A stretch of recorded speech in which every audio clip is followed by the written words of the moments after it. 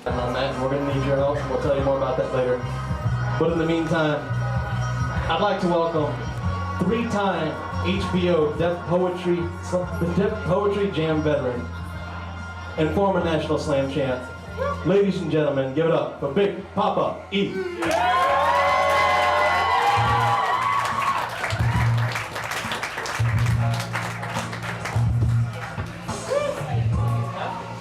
Now turn that song back up. That's Superphonics, gee, that's fucking awesome. No, that's the original Isaac Hayes. Sorry, my bad. Hey, everybody, how you doing? I'm Big Papa E. So, I'm most recently from Austin, Texas, but I sold everything I own, and by that I literally mean everything I own. And I have a couple of boxes of mementos in a friend's garage, and my cats are hanging out at somebody else's house. Other than that, I live out of a backpack. Woo! And I'm touring the country for the next, I don't know, trying to find a place to live, and I'm performing along the way, although I think I've made a decision. I might be going to Boston. Woo! Yeah! However, the Bay Area is winking at me and wiggling its collective hips, so I gotta go check out the Bay Area as well. But I've been spending a lot of time. Anyway, I'm on the road. And I don't live anywhere, which means I live everywhere, which means right now I live here on the stage. So that's my living room you're in. Make sure you clean up my freaking living room and tip the waiters and waitresses and baristas. Give it up for the baristas. So I'm going to read a poem about what my life is like right now, being on the road. I wrote this sitting on the back of my pickup truck in Taos, New Mexico, watching the sunset, eating a peanut butter and jelly sandwich. And I wrote this in '96, dear God. There's something magical and healing about a solo road trip. It's about forward motion. Something about going somewhere and leaving something behind. It's about yearning to blow off your job, quit your girlfriend, sell off your stuff, and pack what's left into the back of your pickup truck. It's about whittling your existence down to its necessary parts. Just you, an 80-gig iPod, and a sleeping bed in the back, and throwing the map out of the window and getting the hell out of Dodge. It's about raising your head from the keyboard attached to a computer, on a desk, in a cubicle, in a work center, in a business that makes things for other businesses, that sell things to other businesses, and realizing that your paragraph in the great American novel is due for yet another rewrite. It's about yearning to tattoo the sticky black ink of your tires across the belly of this land, to become another steel corpuscle in the freeway bloodstream and flow into towns you've never seen and follow the pulse to its beating heart. It's about blazing down the highway, just you and Patsy Cline, just you and Johnny Cash, just you and Soft Cell, and singing at the top of your lungs, "Don't touch me, please, I cannot stand the way you tease," at 75, 85, 95 miles an hour. It's about playing ski rack or cop car for 600 miles at a time.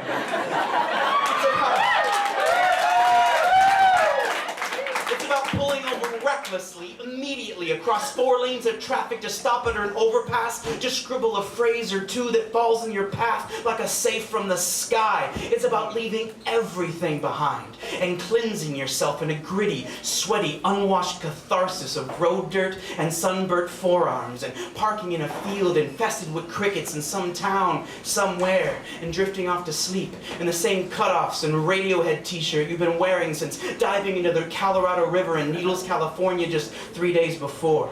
It's about the random encounters in gas stations and greasy spoons and coffee shops and dark saloons. It's about being embraced by serendipity and spirited away from the real deal angst machine of modern day existence.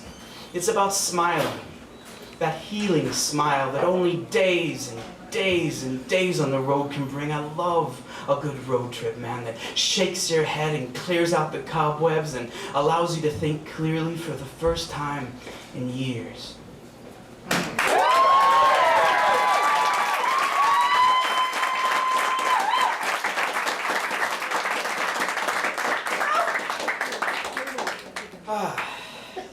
So I took antihistamines because I don't know what the hell is up with Boston, but it is messing my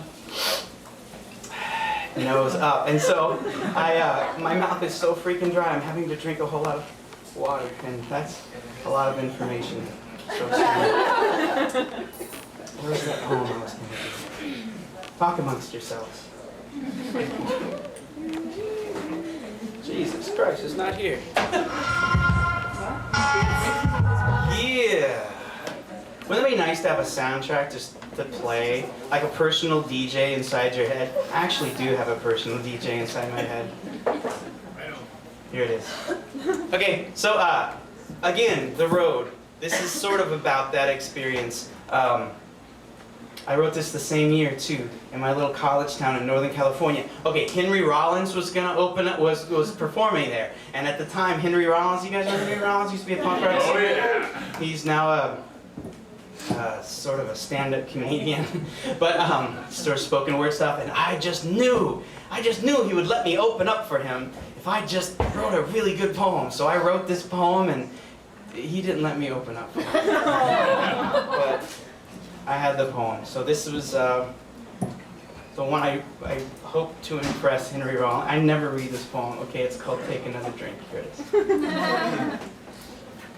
is. So, I'm sitting on the couch drinking early times whiskey straight from the bottle with this chick I've been seeing for the past couple of years. And the stereo spieling this vicious, smoky room ricochet Coltrane sax solo.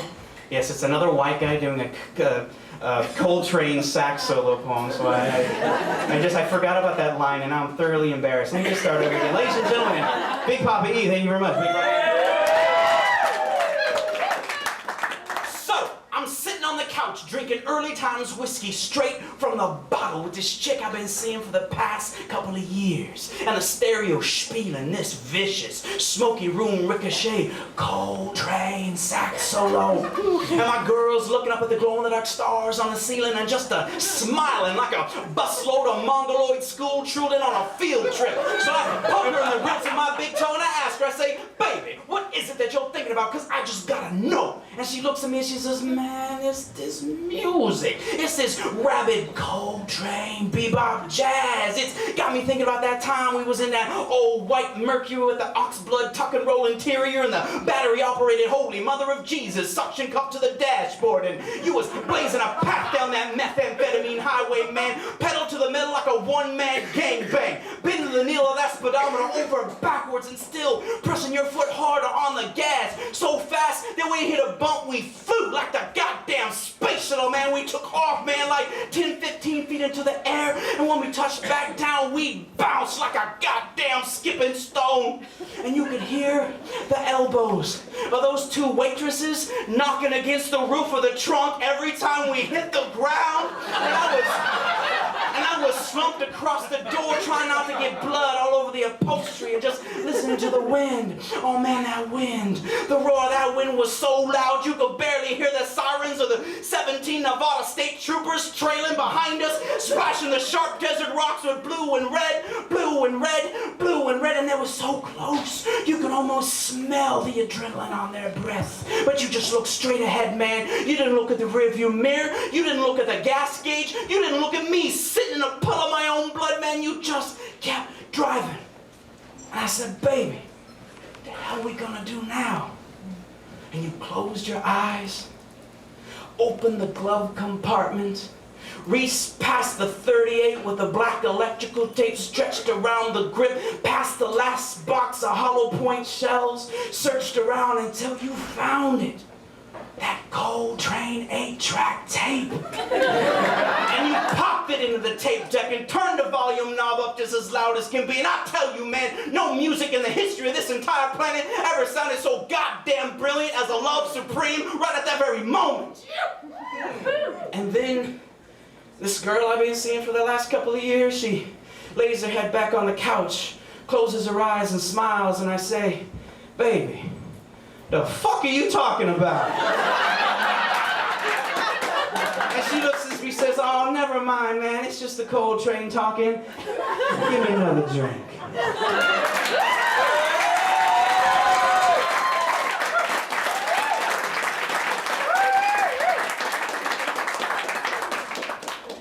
God, that's an old poem. How y'all doing? Hey, so check it out. I'm a lazy writer. And so I've given myself something to do periodically to get myself to write. So I write one haiku every day for a year. And this is my third time doing it. This represents the first time I did it. One haiku every day for a year. So I'm going to point to people and you will tell me your birthday. And I will read to you the haiku I wrote on your birthday. What's your birthday? October 8th. October 8th. Happy October birthday. is- Hey, thanks. Oh yeah, that's right.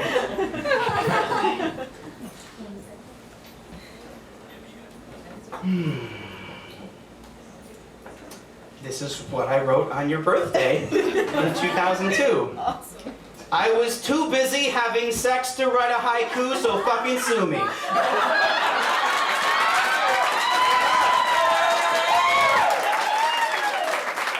There you go.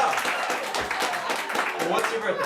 October 22nd. October 22nd. Happy birthday. Happy birthday, happy birthday. Ah, well, there you, this, okay.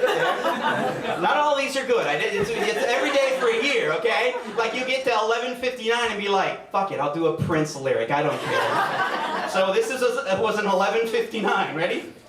Your mama is so old that when I told her to act her age, she died. So, there you go. What's your birthday? August 24th. August 24th. All these late babies. August 24th. August 24th. My hands are shaking. Oh no! Sorry in advance. Sorry. Here's another 11:59 poem. It starts with my cock, okay? I'm sorry. I'm sorry. I'm sorry. My cock is a soft ball of yarn, and your mouth is a playful kitten. Oh,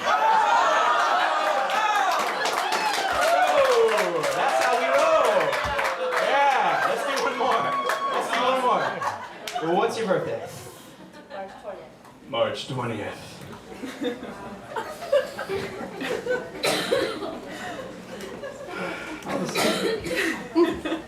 My lover.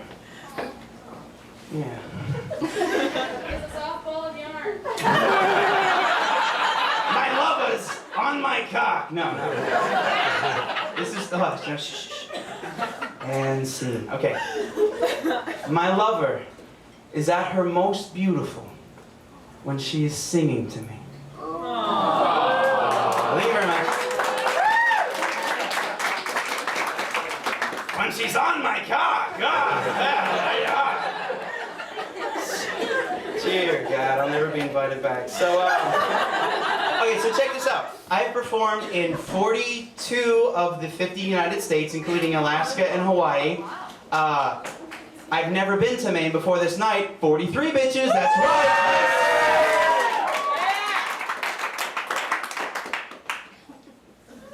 So Jamie and I were talking about relationships on the way up here, so I put together a set talking about relationships and stuff. And this is about how complicated modern relationships are because, you know, especially on tour, I can't just come up to you and say, hey, what's up? Because you're going to hear, what's up?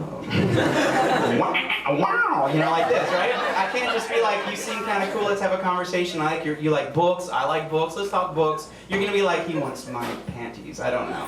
So it would be nice to just remove all that but go back to the time when it was simpler, you know? Where like your mom would take you to the mall movie theater with your little friend from 6th grade, you know, and you're sitting in the dark watching the latest Pixar flick and, you know, your pinky touches her pinky and you're like, it's on.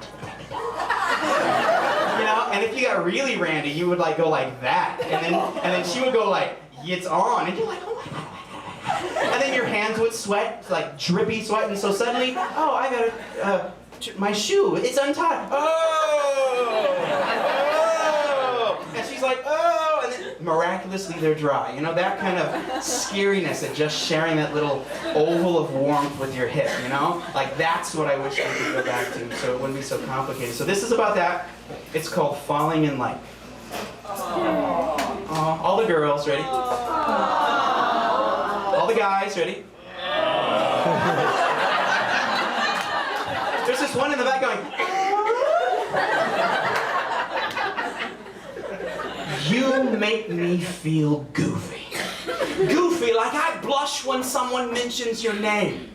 Goofy like I have a bazillion things I want to tell you when you're not around, but face to face I just stare at my toe making circles on the ground like I'm all thumbs and no place to put them. Like I just want to write you a note that says, do you like me? Yes, no, or maybe. Whatever random cool I've been in. What's your job, by the way? What are you doing? What's your job? You're just kind of chilling. Yeah, what's your name? Chris. Hi, Chris. How you doing? It's Chris. That means it's Chris. He's my backup dancer. Come on.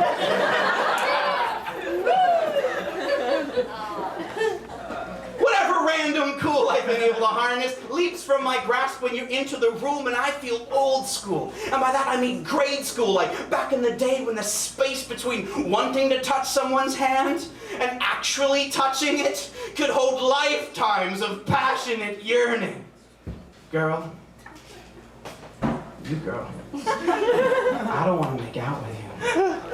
I want to make a fort with you. Right there in the living room with all the sheets and all the blankets and every chair in the whole house. A soft labyrinth scented with fabric softener and hot chocolate with marshmallows. Lying on our tummies on the avocado shag carpeting and eating golden grams right out of the box.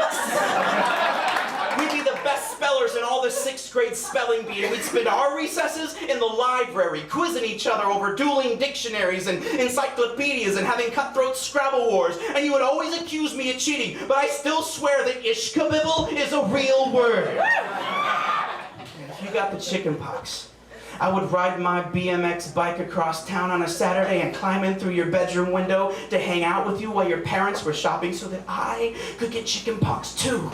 And then we could both stay home from school and talk on the phone all day long and watch game shows and Twilight Zone reruns together and take breaks only for dinner and the bathroom until it was bedtime. And we whispered into the phone under the covers in the dark until we got really sleepy. And I would say, "Are you asleep?" And you would say, "Yes." And a little while later I would say, "Are you still awake?" And you wouldn't say anything. And I would just lie there, listening to the sound of your breathing. On my homemade Valentine's Day card, I would write, "I like you" in sparkles and glue. Only my handwriting is so bad, all my K's look like V's, but we decide that's better anyway. I live you. We'd make pinky swears while biting our thumbs and cross our hearts and hope to die promises with words like always and forever and never ever ever. Promises you can only make when you're 10 and don't know any better. Back when 3 weeks at summer camp was an eternity and a change of schools a disaster. Back before pimples, before underarm hair, before bra straps and makeup, before graduation and college and graduation and real life. Back before resumes and jobs and careers and mortgages and marriage and debt and divorce and disappointment. Back when summers lasted forever. And our very first kiss on the cheek was the weirdest, strangest, most awkward thing in the whole wide world. That's how I like you, like a lot. So which is it? Yes? No? Or maybe?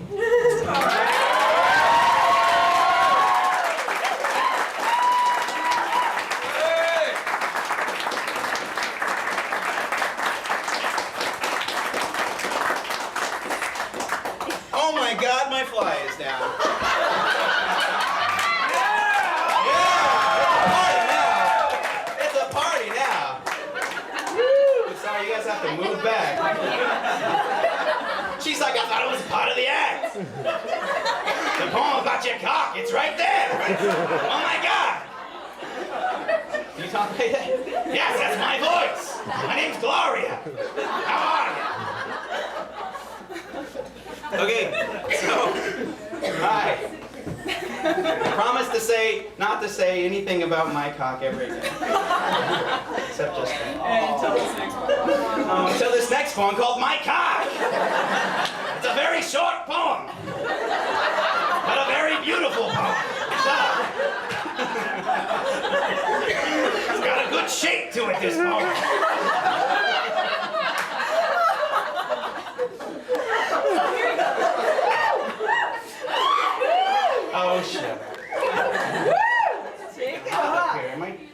saddlebags yet? That's tasty. I just lost book sales by taking that out. All right, so in my little college town in Northern California, I wrote this. It's a true story. It's called Disillusion Curry. I knew a girl once. I don't remember her name. I may never have known her name, to be honest, but she was the cute girl at the Thai place for a long time. My favorite waitress in my favorite restaurant in my favorite little college town. She always made me smile. One day, she was wearing a sheer white shirt, and you could peek right through her sleeve and see the large tattoo on her forearm. I asked her about it, and she rolled up her sleeve and showed it to me, this huge, colorful tattoo of a Pepsi can.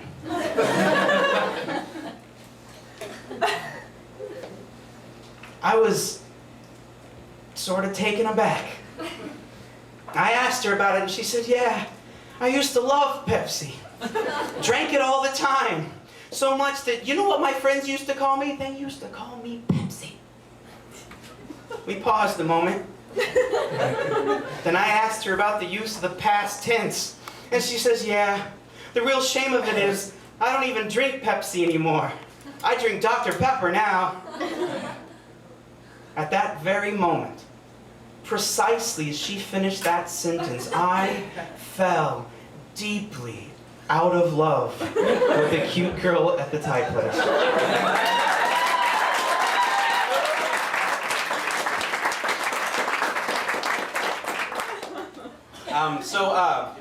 This is what I do. To quote a poet named Buddy Wakefield, I live for a living. This is all I do. So we always talk about supporting the arts. This is your opportunity to support an artist by helping him eat, because this is... Hi, how are you? I'm just taking this down. Okay, you're doing good. What's your name again? Chris. Give it up for Chris, ladies and gentlemen. Anyway, if you hear something that you'd like to take home with you, you can. I have 2 collections. They're only $5 a piece. The glossy ones I'm unfortunately out of. But you can also, do anybody have Facebook? Okay, I spell my name stupid, so it's Eric Ott is my government name. E-I-R-I-K, so it looks like Iric. Last name O-T-T. You can Facebook friend me, or if you're on MySpace, it's just Big Papa E, B-I-G-P-O-P-P-A-E. Or you can go to BigPapaE.com. Whoa. Yeah, so there you go. Put that in your pipe and smoke it. Okay, so here's another poem about girls. I know, you write what causes you the most pain, so I write about girls. This is kind of embarrassing. This is the response to question number 2 on the OkCupid.com internet dating site. Question number 2, what are you looking for? It's titled Someone.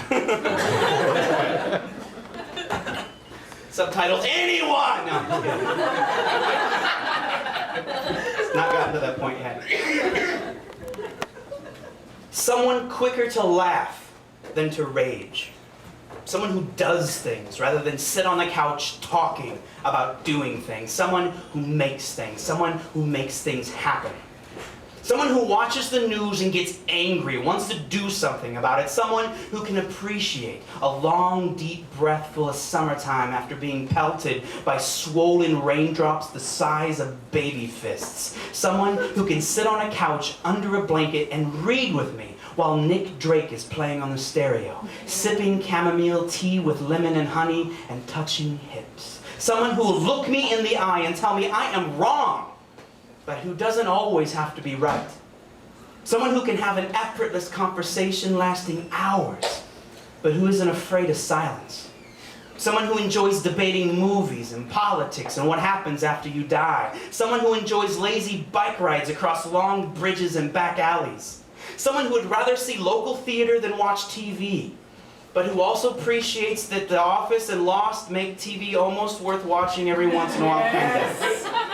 Someone who isn't afraid to dance, even though they secretly know they look silly when they dance, but it's okay because everyone looks silly when they dance. Someone who can't pass a jello butt puppy without patting its wee scruffy head. Someone who has favorite words and goes out of their way to use them regularly. By the way, my favorite words are succotash, scallywag, shindig, and brouhaha.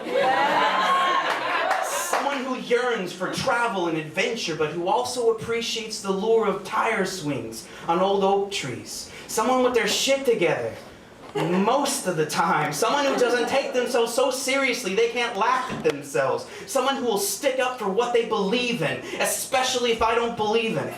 Someone who can kick my ass at Scrabble, Balderdash, and Cranium. Someone who can actually spell brouhaha. Someone who can appreciate the joy of mixtapes. Someone who spoons. Someone who kicks ass. Someone who has lofty goals they can actually taste. Someone who has gotten their heart torn apart and has learned to sew it back together again all by themselves. Someone who appreciates handmade birthday cards and homemade cakes that are sometimes lopsided but honest. B-R-O-U-H-A-H-A.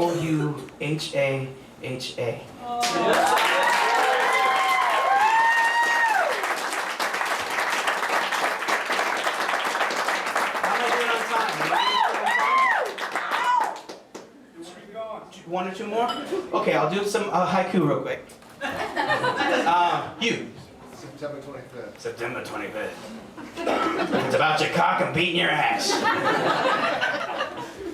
Here it is. When I want to please my love, I don't buy flowers. I clean the kitchen. What's your birthday? February 28th. February 28th.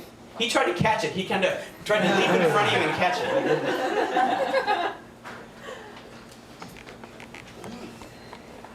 Ah, well, here you are. My love's a missile, and your heart's a small country I'm gonna blow up.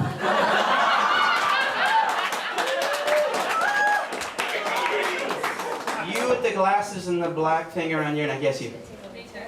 May 11th? What, Torah? Yeah. May 13th.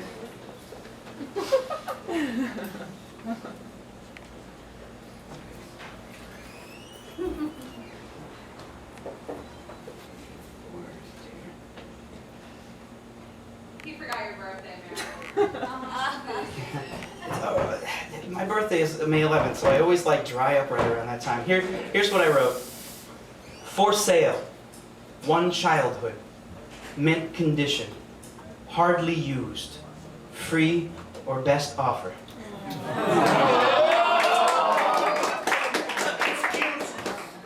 Okay, so I'll read two more and then we're done.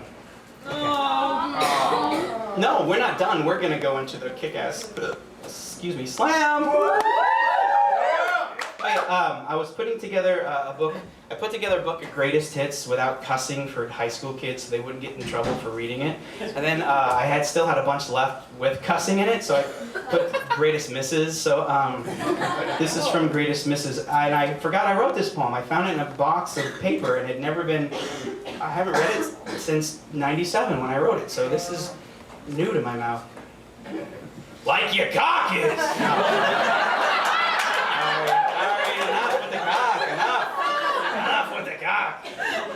This is called catching the bus. So my girlfriend says to me, she says, how you doing? And I say, you know, when you're walking to the bus stop and everything's going just fine and a little breeze is blowing and the sun is out and the sky is blue and the birds are singing and everything seems just about right in your world. But then you look up and you see the bus you're supposed to catch pull away from the curb, and it's the last bus of the day, so you haul ass trying to catch the bus, and you're waving your arms trying to attract the attention of the bus driver, and your backpack is flopping all around, and your lungs are burning, and there's that precious few moments where you're running, and the bus is rolling at the very same speed, and you just kind of hover there. And it could go either way. I mean, the bus could suddenly slow down and stop, and it would have been all worth the effort. Or it could just remain out of reach and slowly take off and disappear around the corner as your legs give out and you jog to a stop and you just end up standing there in the middle of the street all hot and sweaty and out of breath and pissed off that this beautiful day has caught you off guard. That's how I feel. Like I've been walking through this beautiful day and suddenly I've looked up and I'm at that slender second where I have to decide what I'm gonna do. Whether I'm gonna chase after the bus that I'm almost surely gonna miss and end up all hot and sweaty and pissed off all over again, or maybe I should say to hell with it, without a regret. Start walking home now with my dignity intact. And I stop talking and look down at my thumb. She just sort of stares at me for a bit and says, I meant, like, are you hungry? Because I'm gonna go to the kitchen to get a sandwich. Do you want anything? And I look up at her for a moment, take a deep breath, look back down at my thumb and say, do I want anything? No. I think I have everything I need, thanks. And I watch her as she walks slowly away and disappears around the corner into the kitchen. She was the bus. Did you get that she was the bus? Like I was connecting this motion with the bus. I didn't know if you would get it after so long. Did you like that? Okay. And I'll do one more. Anybody bitter about love? Yeah, Hell yeah. This is about that. And then I'll finish. And then check it out. I'll be over here at this table if you want to transfer some of your money into food because that would be nice. Okay, so here it is. Rats in the ivy. Pain is a gift, she says, pointing to her heart. As long as you feel pain, you know you are still alive. She smiles as she says this, as if offering a bonbon. And I say, smoke is a symptom of an inefficient fire, and I pinch what's left of our love between my thumb and forefingers, and I suck to numb the pain.